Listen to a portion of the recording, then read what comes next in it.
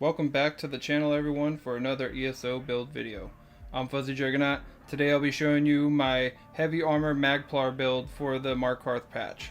But first, before I get into the build, if you like this video or the content on this channel, make sure to subscribe, hit that like button, and push that notification bell to get the latest content from this channel. Now let's get into the build. This will be one of a two-part build series. This will be the heavy armor MagPlar build. I'll put part 2 out tomorrow, and that will showcase the light armor build and stuff like that, a little bit different. Unfortunately, there was way too much content to put into this video, so I split them up into two different parts. So like I said, today you'll be seeing the heavy armor part, and then we'll have the light armor tomorrow. Anyways, back to this build. We have really good sustain, great survivability with high damage and crazy heals. This build works really well in CP and in non-CP. But enough talk, let's get into the build. Alright, let's get into these stat sheets. This is the next one, the heavy armor build. Argonian is my race, 64 into Magicka, 0 into health. These are unbuffed stats. In the beginning of the video, I showed the buffed up stats, so I'm not going to fully buff up or go into too much detail, but we're sitting at good resistances, 19 and 18 on spell and physical, 27 on critical, 2202 spell damage with 30% crit. We have 33,000 Magicka, 2192 recovery, 1,000, almost 1,100 health recovery, little over 1,000 stamina recovery. We have 12,000 stamina and almost 28k health. Now you can use a different food to buff up these stats even higher. Take down your recoveries down to 1,800, and for your Magicka. Either one works. I use both foods just depending on what I'm playing and what situation. Actually, I'll buff up real quick just so you guys can see. Wrong bar. Alright. So, in the rune, we're sitting at 29,000 and a half physical and spell resistance. And then outside of it, we are sitting at 26,000 on both bars. And front bar, 24,000. Let me buff up one more time real quick. Get out of it real fast. You're hardly ever in your rune. So 25,000 spell resistance and 2408 or 24,800 physical resistance. So that's not bad at all. We're still got a lot of survivability and good tankiness to us while pushing out a lot of damage. This build's heavy armor, so this one actually only reaches about a little over 4k. It's like 4k, just about over. So it still does a lot of damage. It's a lot better survivability. You got good healing. You're Argonian, so you've got increased health. You've also got your increased healing done by 6% plus what you get in your champion points, and then also you get it from the heavy armor passives too. So it's a lot of healing. Works really well. This works in CP and in non-CP. We are running Clockwork Citrus Fillet. You can run Bewitched Sugar Skulls. I run both on this build. Bewitched Sugar Skulls will actually still be very viable. It'll put us at 16 to 17k stamina, along with 35k Magicka, and then it'll give us 1890 something recovery. Plus our recoveries go almost to 2 to 3k when we use a pot, which is really nice. So you got a lot of sustain. I'm running the Astronaut on this Magicka recovery. You can run the Apprentice if you'd want. You can keep this one, and you can keep Clockwork Citrus Fillet and put on the Astronaut, or the Apprentice, for spell damage. That will be very viable too. You'll be down to like 1,700 Magicka recovery, but with your pots you'll be up to like 2,700 recovery, so that also works if you want to boost your damage. Put you at like 4,300 spell damage overall. We are not Vampire on this. I do not run Vampire on my heavy Argonian build, so if you want to, you can, but you don't need to. Now let's go into our inventory. Let's see here. Go to Slaughterables. Crown Troy Restoration Pots, Tri-Stat Pots, and then Immovability Pots. I need to craft some more. I actually ran out, but just craft some Immovability Pots if you want. Or you can use Race Against Time, or that's about it actually for CC immunities. But we'll have enough stamina and Magicka and health. You should be able to break free and break out of CCs if the game's not lagging too bad. But Tri-Stat pots work very well. It just depends, like I said, situational on what type of fights I'm getting into and how many people I'm battling. Our first set obviously is going to be War Maiden, like I said in the other clip for the light armor build. It's the same two sets except we're going to be running 5 heavy, 2 light, a little bit different, but same overall build. So we got the War Maiden staff, Nirnhone, weapon damage enchantment, Vatashran, Frost staff, Nirnhone. Like I said, you don't have to make this Nirnhone. It can be infused or sharpened or whatever. It's completely up to you. I use this on other builds, that's why. Um, then we have Stonekeeper's Helm. This will just give us a tri-stat buff of stamina, magicka, and health. Then we have Eternal Vigor, Reinforced, Max Magicka enchantment. Then we have Dami House for our other set. Out of the 5 sets, this is Divines, Magicka. You don't have to be Divines, it can be Reinforced or Impenetrable, completely up to you. We have Eternal Vigor, Belt, Max Magicka enchant, Reinforced. I went with more Reinforced on this heavy build. I know we're in heavy armor, but I really wanted to boost those resistances up higher, so that's why I did it like this. Eternal Vigor Arms, Reinforced, Max Magicka enchant. Eternal Vigor Pants, Reinforced, Tri-Stat chant. And then Max Health chant. You can actually make this Max Magicka, I just haven't changed it yet. These are the boots, Eternal Vigor, Impenetrable. And then we have War Maiden Jewelry, Infused, Necklace. Then Infused Ring, Spell Damage, and then I have a Magicka Recovery enchant with Arcane on the War Maiden.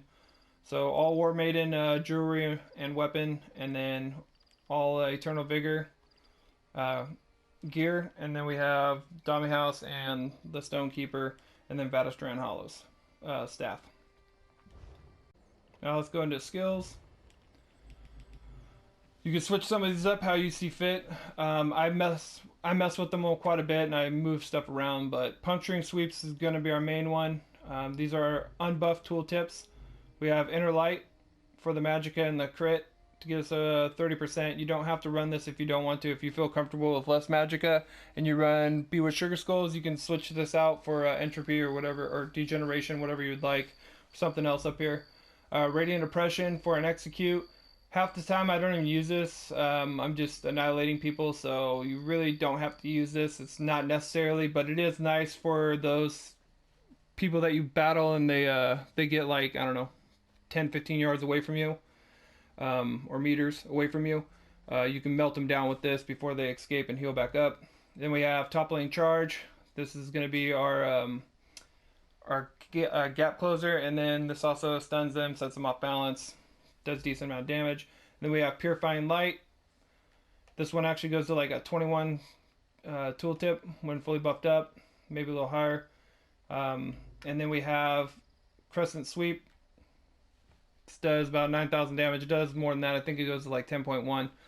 Not the biggest amount of damage, but it's such a cheap ulti that we can hit it a few times while we're battling people if it's in a longer fight and tank your target.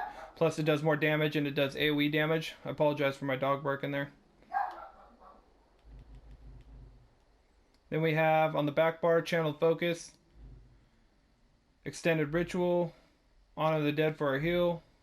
This is our Cleanse, Extended Ritual, and this is going to buff our physical and spell resistance for the Channeled Focus. We have Degeneration to give us that major sorcery. Like I said, you can put that on the front bar if you want. Switch stuff up, it's completely up to you.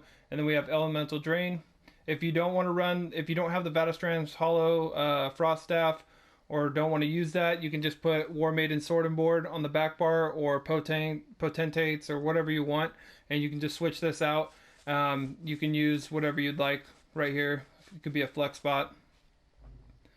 And then, honestly though, this actually, sorry before I go into the other one, but this is a really good ability, and you can put this on the front bar if you run Sword and Board on the back bar, and take off Radiant Oppression.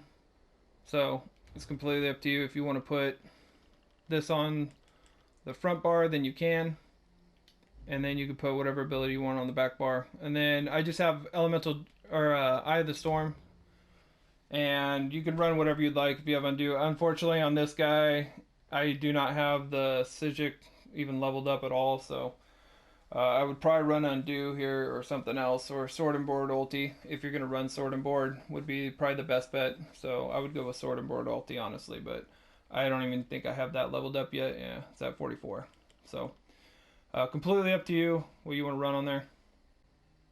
Now let's go into our champion points. You can run these how you see fit.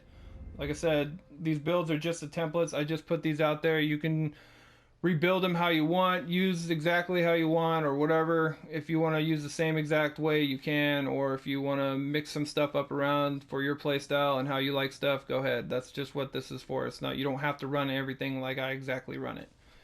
We got 40 into Warlord, 9 into Sprinter, 64 into Arcanist, 23 into Mooncalf, 43 into Healthy, 40 into Tumbling, 51 into Shadow Ward since we're in heavy armor, and I do block with the Frost Staff. That's why I have the Frost Staff on the back bar, or if you have Sword and Board, both work. For this, you can take off the passive for, if you run Bewitch Sugar Skulls, you can take off the passive that uses Magicka for the Frost Staffs, or you can leave it on if you feel like you have enough Magicka. It's completely up to you. 49 into Bless for healing, 64 into Elemental Expert, 56 into Spell Erosion, 81 into Master at Arms, 20 into Shattering Blows. The reason I have 20 into Shattering Blows is because there's a lot of Sorks out there, and then DKs and other people that have shields, but the Sorks, man, their shields can be a pain in the ass to penetrate. Even though I can melt most Sorks down, there are some really good players out there on Sorks, and their shields are up 24/7. So in order to even start bursting them down, you need to get through those shields. So that's why I have Shattering Blows, but you can move this to somewhere else if you'd like. Either one of those two, or you can put it into Thaumaturge if you really want. And we have, also I have nothing into Thaumaturge. So we have 61 into Ironclad, 4 into Spell Shield, 48 into Resistance, nothing into Thick Skin because we have a cleanse on our build, or on our character, 43 into Hardy, 43 into Elemental Expert, or Elemental Defender, 27 to Quick Recovery, and heavy into Heavy Armor Focus. So we have 44 into here, and the reason I put this into here is because my resistances are more important to me than a lot of these other abilities. I found that it works a lot better to have the higher resistances since everyone has a lot of damage and a lot of penetration, especially for Nightblades and other things. This really saves my ass. The other stuff hasn't really done much for me, so that's why I mainly focus on getting my spell and physical close to the same around nice even numbers that are higher up. I think that's about it for the build. If I missed anything, just let me know in the comment section down below. I appreciate everyone stopping by. I hope you liked the builds, and like I said, if you have any questions, just put it in the comments down below and I'll try to get to you. I appreciate everyone for the support and showing the channel some love and everything. Everyone's been awesome. So until the next build, which should be soon, I will see you guys on the next one, and I hope you all have a good day.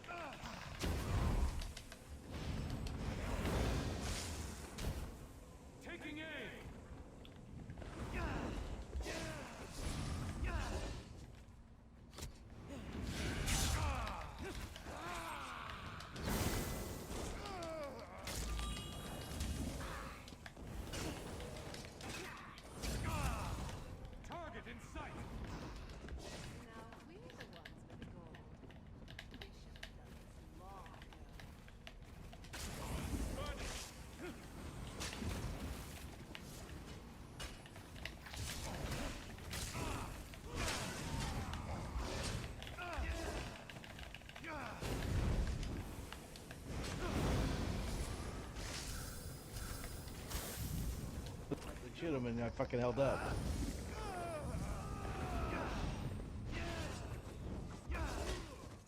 Ne? Sure, drink that? Or you just AFK? Cool.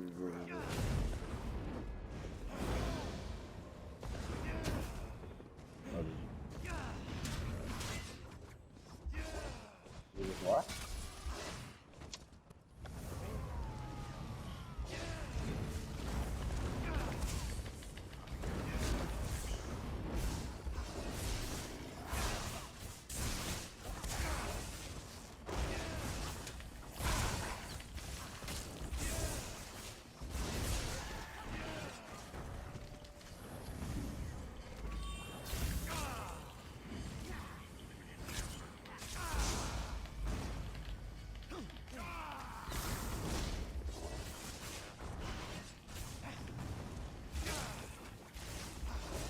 Bro, you can really just take my kill again.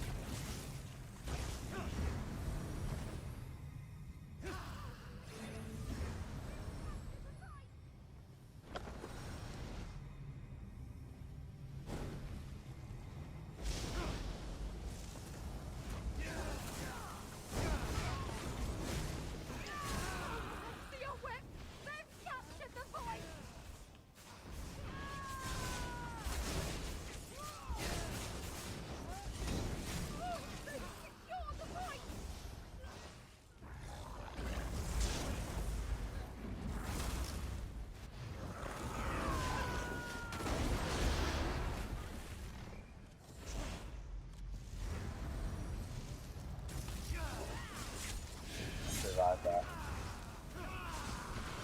Yeah, I think I play it like an SMG is great, but if you try and play it like an AR, you won't have success.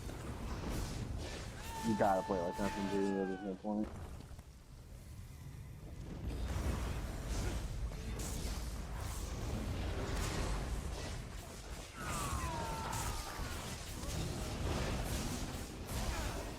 I can still get long shots, so I'll go into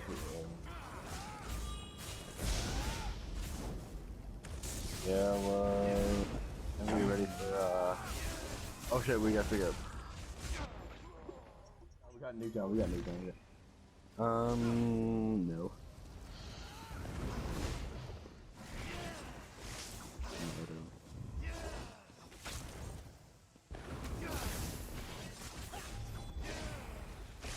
Maybe.